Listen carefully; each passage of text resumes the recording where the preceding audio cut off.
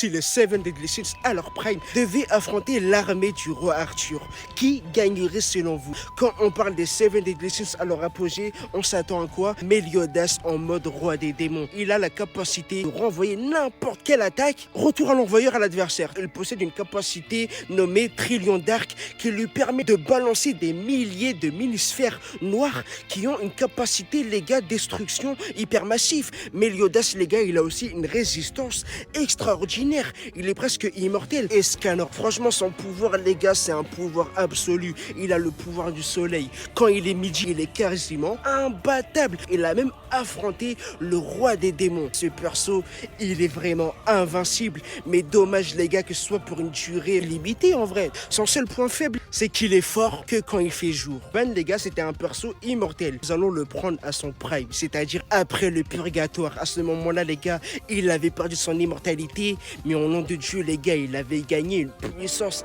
extraordinaire, une résistance incroyable. Il a même pu affronter en 1v1 le roi des démons. Pour vous dire, les gars, il était devenu trop puissant. Et puis t'as King, le roi des fées, qui possède, les gars, des tas de formes dont, les gars, je vais pas prononcer le nom parce que tu vois, c'est hyper compliqué à prononcer. Ses capacités, c'est quoi? Déjà, il peut voler, il peut attaquer à distance et il peut aussi soigner les gens, si je dis pas de bêtises. Ce perso-là, il est hyper puissant. C'est vraiment un soutien incroyable. Et il peut aussi se déplacer à la vitesse de la lumière, les gars. Nous avons aussi Diane qui a la capacité de créer n'importe quoi en dansant. Elle peut manipuler la terre. Elle a aussi une force magique extraordinaire. Et nous avons aussi Gowser, les gars, un démon artificiel. Il a la capacité de désorienter n'importe qui et aussi, les gars, de manipuler le mental de n'importe qui aussi. C'est le plus stratégique du groupe des Seven Deadly Sins. Et la dernière membre, c'est Merlin, la magicienne infinie. Elle a un pouvoir illimité, les gars. Dites-vous, elle a accès à toutes les formes de magie, que ce soit angélique ou démoniaque.